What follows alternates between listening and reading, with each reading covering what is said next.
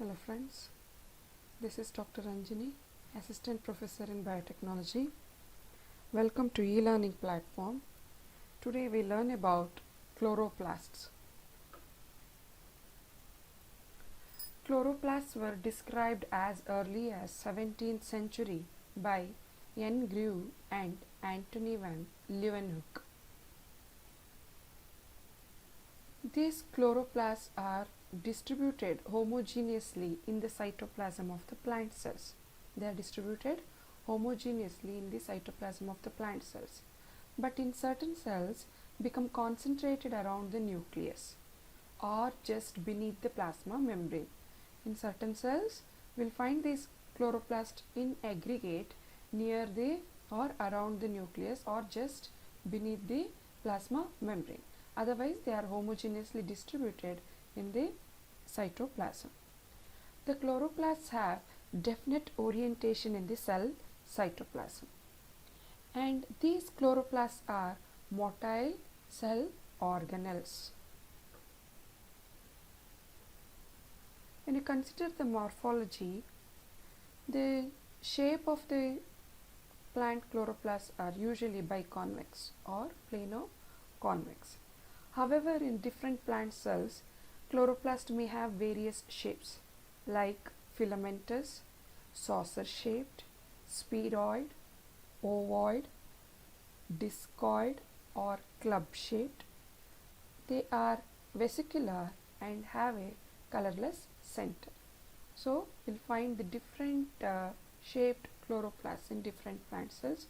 Whatever the shape may be, the chloroplast, all the chloroplasts are vesicular and have a colorless center or the stroma. You consider the size of the chloroplasts varies from species to species. They generally measure 2 to 3 micron in thickness. The thickness is around 2 to 3 micron and 5 to 10 micron in diameter. In case of Chlamydomonas, it has the diameter of 5 to 10 micrometer. The chloroplasts of polyploid plant cells, polyploid, having more than one or more than two sets of chromosomes. Such type of organisms or the plant cells show the larger sized chloroplast compared to the diploid plant cells. Polyploid plant cell chloroplast is larger than diploid plant cells. Generally, the chloroplasts of plants grown in the shade are larger and contain more chlorophyll than those of the plants grown in sunlight. If you compare the size of the chloroplast between the two plants, one is grown in sunlight, another grown in shade. The plant which are grown in the shade will be having the larger chloroplast compared to the plants which are grown in the sunlight. So, the size varies from species to species. They have the general thickness 2 to 3 micrometer and the diameter of 5 to 10 micrometer. The chloroplasts of polyploid plant cells are larger compared to diploid plants, and the plants, when they are grown in the shade, they will have the larger size chloroplast compared to the plants grown in sunlight.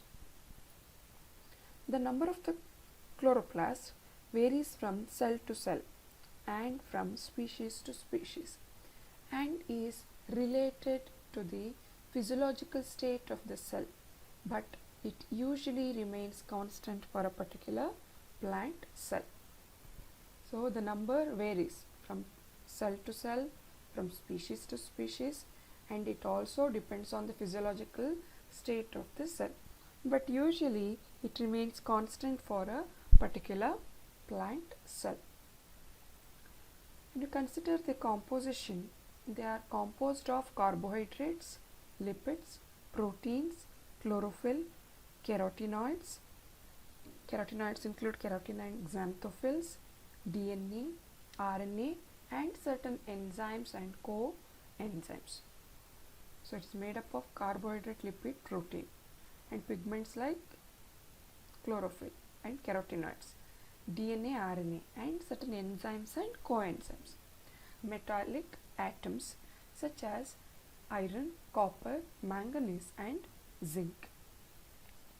Chloroplasts have very low percentage of carbohydrate in its composition, and it has the lipid of around 20 to 30% in its dry weight basis, and the protein constitute 35 to 55%. Carbohydrate is very less. The lipid proportion vary from 20 to 30% and protein from 35 to 55%. In addition to carbohydrate, protein and the lipid, the chloroplast also contain chlorophyll. It is green pigment of the chloroplast. It is an asymmetrical molecule which has hydrophilic head made up of 4 pyrrole rings held together by magnesium and hydrophobic tail of phytol chain. It has hydrophilic head made of 4 pyrrole rings and hydrophobic tail made of phytol chain. The chlorophyll A absorbs light with wavelength of 430 nanometer and 662 nanometer. The structure of the chlorophyll A and the function and the absorption of the light will be vary from chlorophyll A to chlorophyll B. Chemically, the chlorophyll is a porphyrin like the animal pigments like hemoglobin and cytochromes. Even they also have the porphyrin ring. But what is the difference between chlorophyll and hemoglobin and cytochrome is, in case of hemoglobin we have the iron, but in case of the chlorophyll we have the magnesium atom in between the rings of the pyrroles, which remain connected with each other by methyl groups. The chlorophyll consists of 75% of chlorophyll A and 25% of chlorophyll B. This chlorophyll A has the capacity of converting the radiation energy into chemical energy, but not the chlorophyll B. The chlorophyll B has the structure similar to that of chlorophyll A, and it absorbs the light of 453 nanometer and 642 nanometer, and it is not as abundant as chlorophyll A and probably evolved later. It helps increase the range of light a plant can use for energy. Chlorophyll B absorbs at 453 and 642 nanometer, and it is not abundant as chlorophyll A. It helps in increase the range of light a plant can use for energy. Carotenoids are the carotenes and xanthophylls, both of which are related to vitamin A.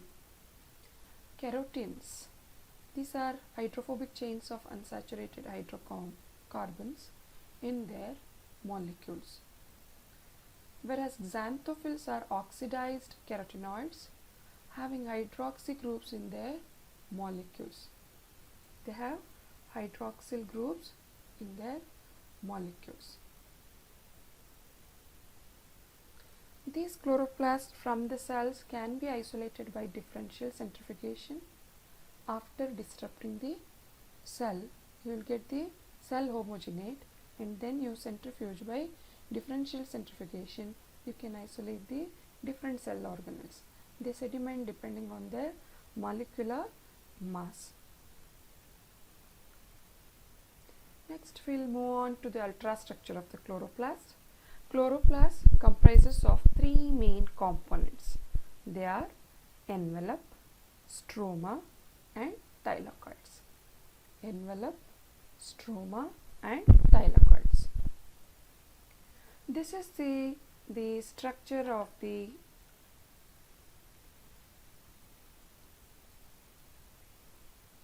chloroplast. It's a membrane bound organelle bounded by a membrane, outer membrane and the inner membrane. It's a double membrane bounded organelle and they follow the unit membrane structure, and they are made up of the both the proteins and the lipid. And across this double membrane envelope occurs exchange of molecules between the chloroplast and cytosol. There is exchange of molecules across the chloroplast and the cytosol. Isolated membranes of the chloroplast lack chlorophyll pigment. So this chlorophyll pigment is not present in the membrane. They contain only about 1 to 2% of the total protein of the chloroplast. It's a membrane bound organelle having outer membrane and the inner membrane, and in between you have the space that is called as periplastidal space, and then across the membrane there is movement of the molecules in and out of the chloroplast through this membrane, and the exchange of the molecule takes place between the chloroplast and the cytosol.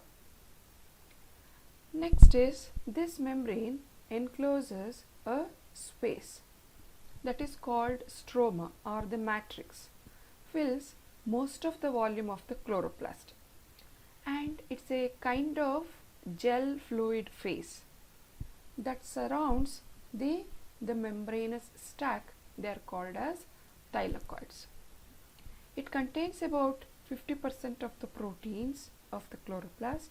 The stroma contains 50% of the proteins of the chloroplast, and most of which are soluble. They are soluble in their condition.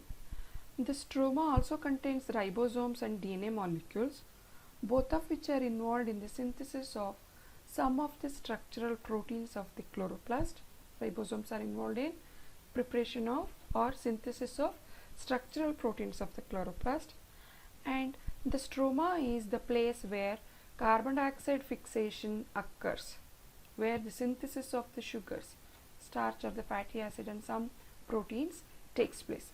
Stroma is the place where there is synthesis of the food material, or the fixation of the carbon dioxide takes place, is otherwise called as dark reaction. The stroma is not continuous. Here and there we will find the flattened sac-like structures. They are placed one above the other. They are placed one above the other, and they are called the thylakoids. Thylakoids means sac-like structure. They are the flattened membranous vesicles, and they are membranous network.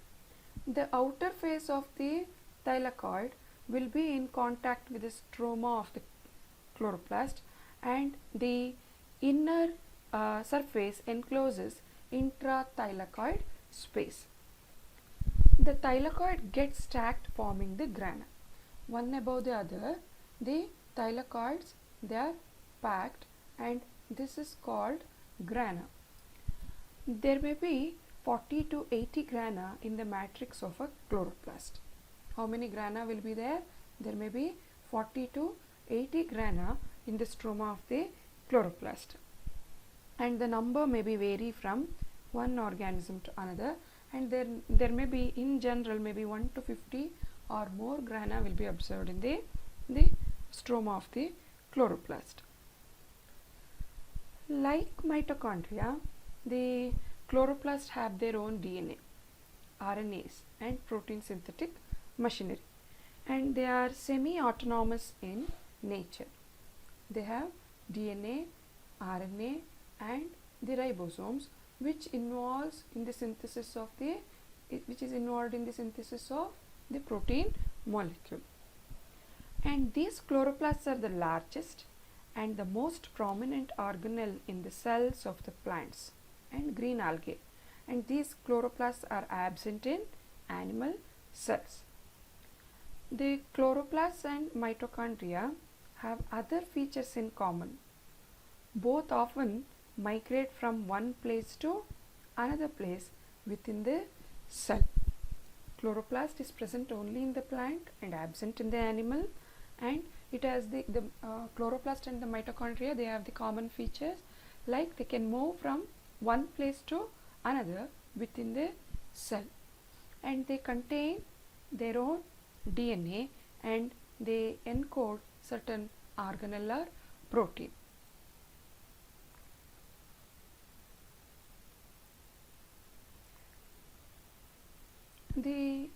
When we see the permeability of the chloroplast membrane, the outer plastidial membrane is more permeable, highly permeable compared to inner plastidial membrane.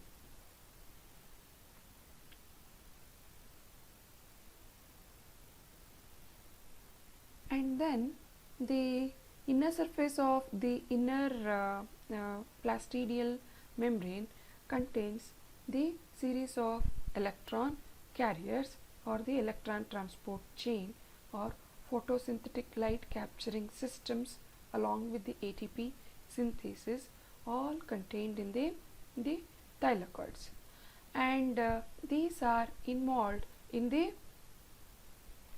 photosynthesis.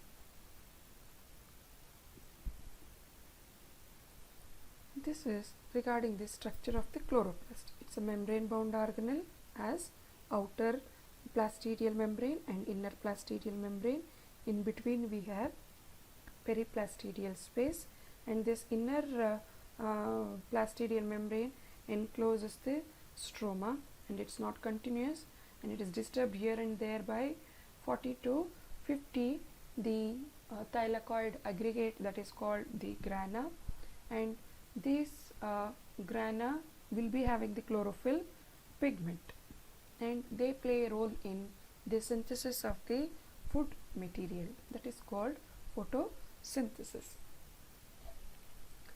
The chloroplast, like mitochondria, has the DNA, it has the genome, and it has been studied that the chloroplasts are evolved from bacteria that were engulfed by nucleated ancestral cells. So they are evolved from bacteria that were engulfed by nucleated ancestral cells, and the theory is known as endosymbiotic theory. The chloroplast has the DNA that is called as cpDNA or the chloroplast DNA, and its size ranges from 120 to 160 kilo base pair, and more than 20 chloroplast genomes have been sequenced till now.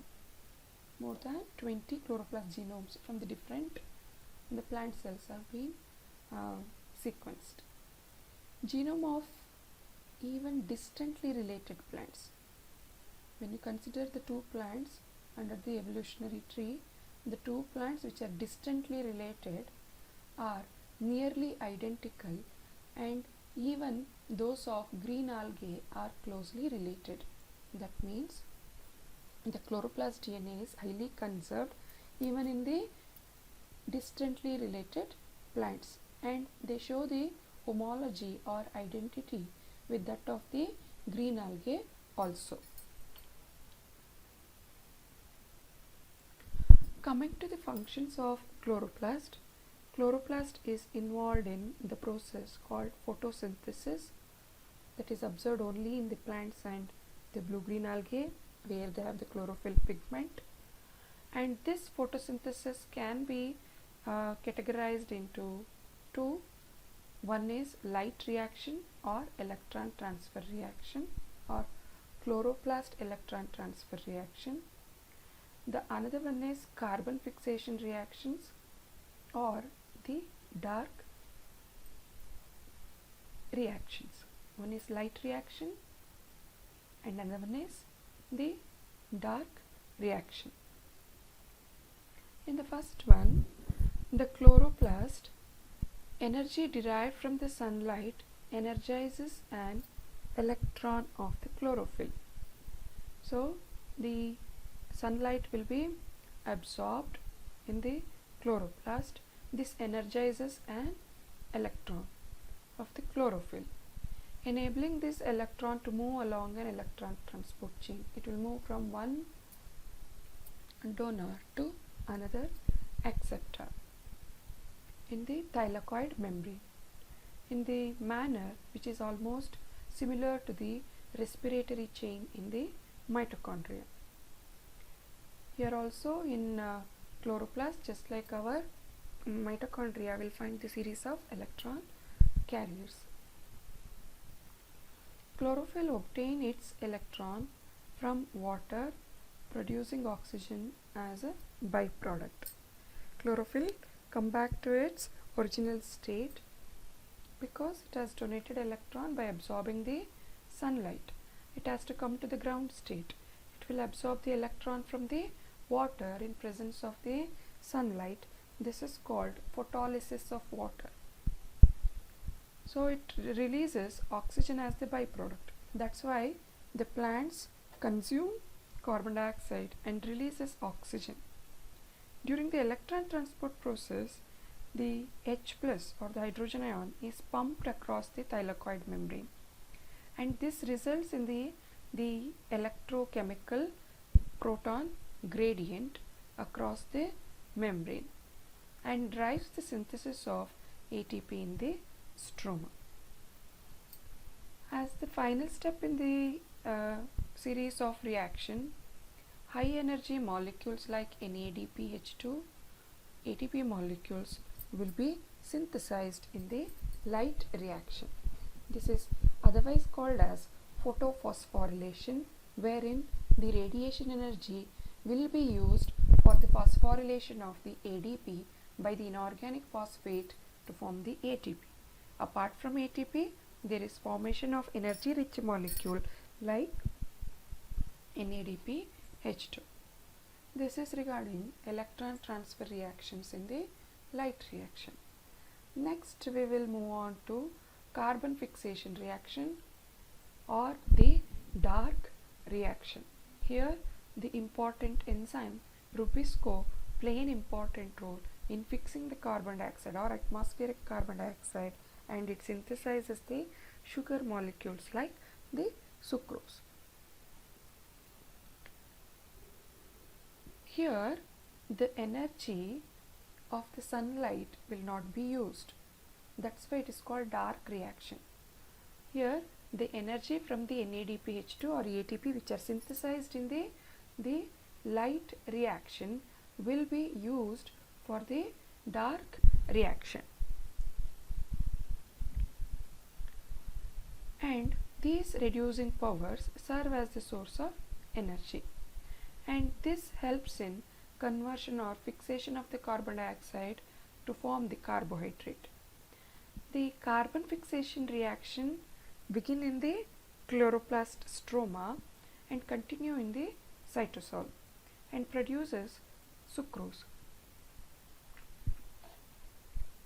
Apart from the sucrose, many other organic molecules in the leaves of the plants will also be produced, and the sucrose is exported to the other tissues as the source of both organic molecules and energy for the growth. Though the photosynthesis is the single mechanism, this involves two processes, separate processes. One is the light reaction. There is synthesis of energy rich molecules like ATP and NADPH. Along with that, the chlorophyll molecules will come back to the ground state by absorbing the proton by photolysis of water.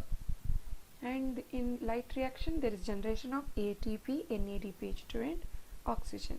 But in the dark reaction, these reducing powers like ATP, NADPH2 will be used as the source of energy to fix the atmospheric carbon dioxide. So, though it is a single mechanism, it has two different processes. They act simultaneously by using the energy either by sunlight, then it is called light reaction. If they use the energy from the reducing powers like NADPH2 or ATP. It is called dark reaction, is otherwise called as carbon fixation reaction, that results in the formation of the sucrose, which serve as the source of energy, will be transported to the different tissue for releasing energy. I hope you understood the today's topic, chloroplast, where you learned the structure and function of the chloroplast. Thank you.